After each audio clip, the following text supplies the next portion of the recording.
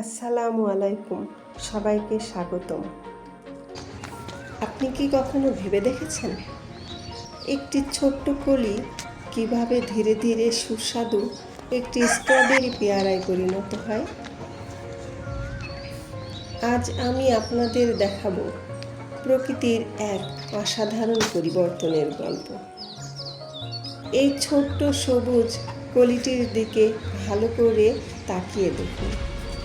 আজ এটি খুবই সাধারণ মনে হচ্ছে, কিন্তু কয়েক সপ্তাহ পর এই কলি হয়ে উঠবে লালচে আভাযুক্ত, সুগন্ধি আর মিষ্টি একটি স্ট্রবেরি পেয়ারা। প্রথমে কলিটি ধীরে ধীরে বড় হতে থাকে, তারপর একদিন নীরবে ফুটে ওঠে সাদা সুন্দর একটি ফুল।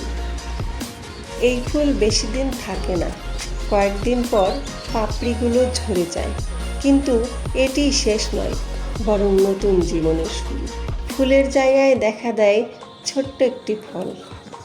দিনের পর দিন রোদ, বৃষ্টি আর প্রকৃতির যত্নে ফলটি ধীরে ধীরে বড় হতে থাকে। প্রতিটি দিন যেন তাকে নতুন শক্তি দেয়। গাছের পাতাগুলো সূর্যের আলো থেকে খাদ্য তৈরি করে, আর সেই শক্তিতেই বেড়ে ওঠে এই ছোট্ট ফলটি। প্রকৃতির এই নিঃশব্দ কাজের ফলেই আমরা পাই সুন্দর একটি ফল। পাকা স্ট্রবেরি পেয়ারাটি খেতে অসাধারণ মিষ্টি, রসালো এবং সুগন্ধযুক্ত। একবার স্বাদ নিলে এর মিষ্টতা সহজে ভোলা যায় না। সময়ের সঙ্গে সঙ্গে ফলটির রং বদলাতে শুরু করে। সবুজ থেকে হালকা হলুদ, তারপর লালচে বা গোলাপি আভা ফুটে ওঠে। এই পরিবর্তন যেন প্রকৃতির এক নীরব শিল্পকর্ম। প্রতিদিনের সামান্য পরিবর্তন মিলে তৈরি হয় এক অনন্য সৌন্দর্য। অবশেষে সেই কাঙ্ক্ষিত মুহূর্ত আসে। ছোট্ট একটি কলি আজ পরিণত হয়েছে একটি সম্পূর্ণ পাকা, রসালো ও সুস্বাদু স্ট্রবেরি পেয়ারায়। এই পুরো যাত্রা আমাদেরও একটি শিক্ষা দেয়। জীবনে বড় সাফল্য কখনো একদিনে আসে না।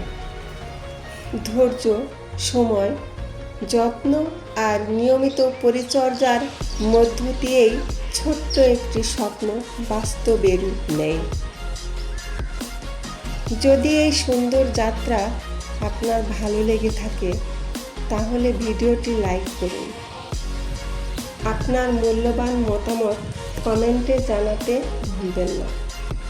আর প্রকৃতির এমন আরও সুন্দর গল্প, ফল, ফুল ও গাছের জীবনচক্র দেখতে আমার চ্যানেলটি সাবস্ক্রাইব করে পাশে থাকা বেল আইকনটি অন করে রাখুন। আজ এখানেই বিদায় নিচ্ছি। আবার দেখা হবে প্রকৃতির আরেকটি অসাধারণ গল্প নিয়ে। ততক্ষণ পর্যন্ত সবাই ভালো থাকুন, সুস্থ থাকুন। আল্লাহ হাফেজ।